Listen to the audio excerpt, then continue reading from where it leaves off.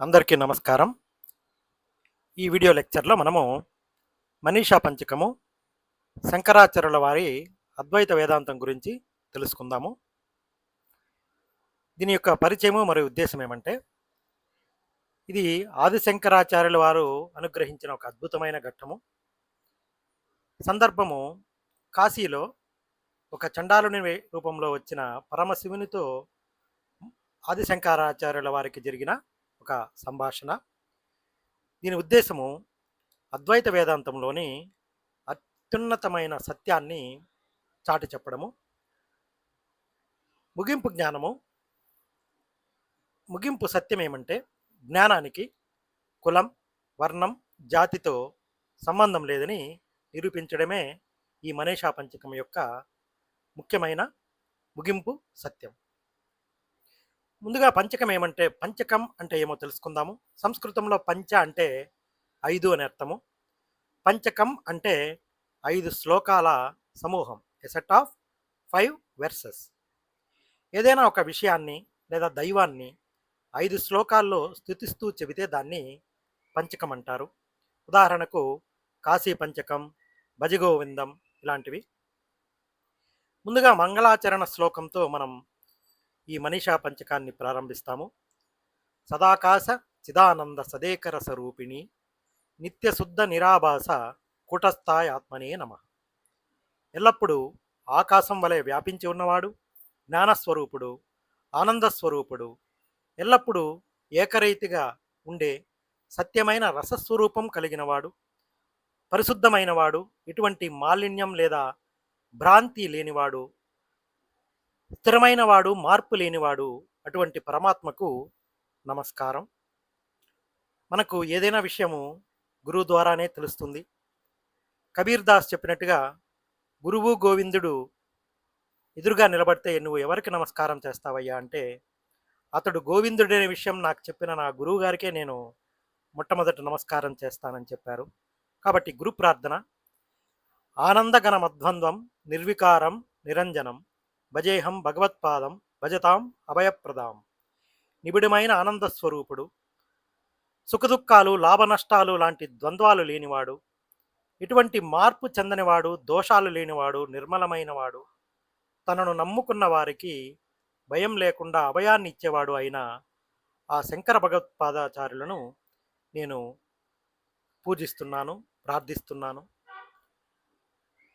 ఈ మనీషా పంచకం యొక్క సందర్భం మనకు బాగా అర్థమైతే, ఆ మనీషా పంచకం అనేది ఎందువలన ఆచార్యుల వారు ఉపదేశించవలసి వస్తుందో మనకు అర్థమవుతుంది.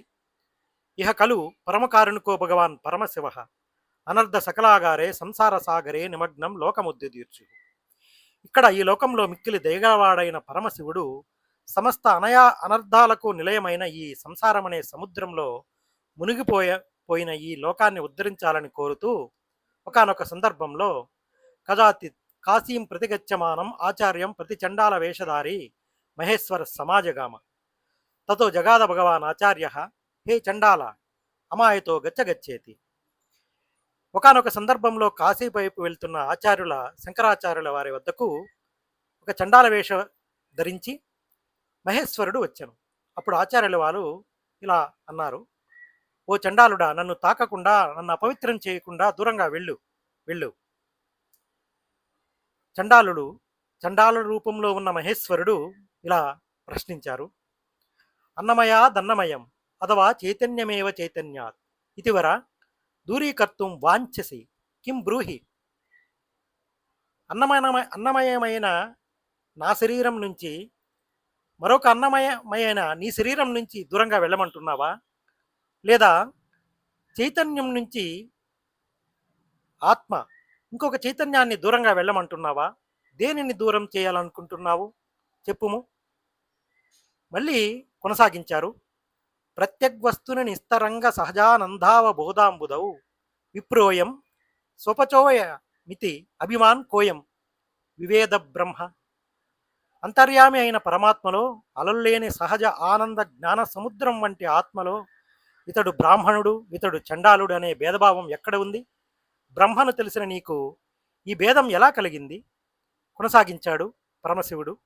కిం గంగాంబుని బింబితేంబరమణౌ చండాల వీధీపయ పూరే వాంతరమస్తి కాంచన ఘటీ మృత్యుం ఓంబరే వాంబరే మృత్యుం భయోర్వాంబరే. గంగానది నీటిలో ప్రతిబింబించే సూర్యునికి, ఒక చండాలుడి యొక్క వీధిలోని మురికి నీటిలో ప్రతిబింబించే సూర్యునికి ఏమైనా తేడా ఉందా? అలాగే బంగారు పాత్రలోని ఖాళీ స్థలానికి, మట్టి కుండలోని ఖాళీ స్థలం ఆకాశానికి ఏమైనా భేదం ఉందా? రెండు ఒకటే కదా. ఇత్త చండాల వాక్యం నిశమ్య సర్వజ్ఞో భగవాన్ ఆచార్య సకల సాధన కళాపవశాత్ ఆశ్రితాధ్యాత్మ శాస్త్ర నిరంతర నిరతిశయ నిజానందానుసంధాన ఉపశాంతస్వాంత అత ఏవ గళితాభిమాన వృష విషాంకాక్షి పృదుతరాం వినయంవ్రమానం స్థితిం బ్రాహ్మణాది వివాదానుపనుత్తయే సవిశ్రాంతయే చ పంచభి శ్లోకై స్వానుభూతిమావిష్కరోతి. ఆయన ఎవరు? శంకరాచార్యుల వారు. ఈ మాటలు వినగానే సమస్త శాస్త్రాలు తెలిసిన శంకరాచార్యుల వారు తనలోని దేహాభిమానాన్ని, నేను బ్రాహ్మణుడిని, అతడు చండాలుడనే భావం వదిలివేసి పరమ వినయంతో కూడిన సమాధ స్థితిని పొందారు. ఆ స్థితిలో బ్రాహ్మణ చండాల అనే విభేదాలను తొలగిస్తూ తన ఆత్మానుభూతిని 5 శ్లోకాలలో ఇలా ప్రకటించారు. మొదటి శ్లోకం: జాగ్ర స్వప్న సుషుప్తి సుష్పుటతరా యా సంవిజృంభయే యా బ్రహ్మాది పిపీలి కాంత తనుషుప్రోత జగస్సాక్షిని శైవాహం నచ దృశ్య వస్త్వితి దృఢ ప్రజ్ఞాపి యస్యాస్తి చే చండాలోస్తు సతుద్విజోస్తు గురురిత్యేష మనీషా మమ. ఎవరైతే మెలకువ, కల, గాఢ నిద్ర అనే 3 అవస్థలలో ఏ చైతన్యమైతే ప్రకాశిస్తుందో, బ్రహ్మదేవుడి నుంచి చీమ వరకు అన్ని శరీరాల్లో సాక్షిగా ఏది ఉందో ఆ చైతన్యమే నేను, కానీ కనిపించే ఈ శరీరం కాదు అని ఎవరికైతే దృఢమైన నిశ్చయం ఉంటుందో వారు చండాలుడైన బ్రాహ్మణుడైన వారు నాకు గురువే అని నా నిశ్చయమైన అభిప్రాయం. రెండవ శ్లోకం: బ్రహ్మైవాహమిదం జగచ్చ సకలం చిన్మాత్ర విస్తారితం సర్వం చైతద్విద్యయా త్రిగుణయా శేషం మయా కల్పితం ఇత్తం యస్య దృఢామతి సుఖతరే నిత్యే పరే నిర్మలే చండాలోస్తు సతుద్విజోస్తు గురురిత్యేష మనీషా మమ. నేనే బ్రహ్మను, నేను ఈ జగత్తంతా నాలోని చైతన్య విస్తారమే. త్రిగుణాలతో కూడిన అవిద్య వల్లనే ఇదంతా కల్పించబడింది అని తెలుసుకొని నిత్యమైన నిర్మలమైన ఆనందంలో ఎవరైతే స్థిరంగా ఉంటారో వారు నాకు గురుతుల్యులు.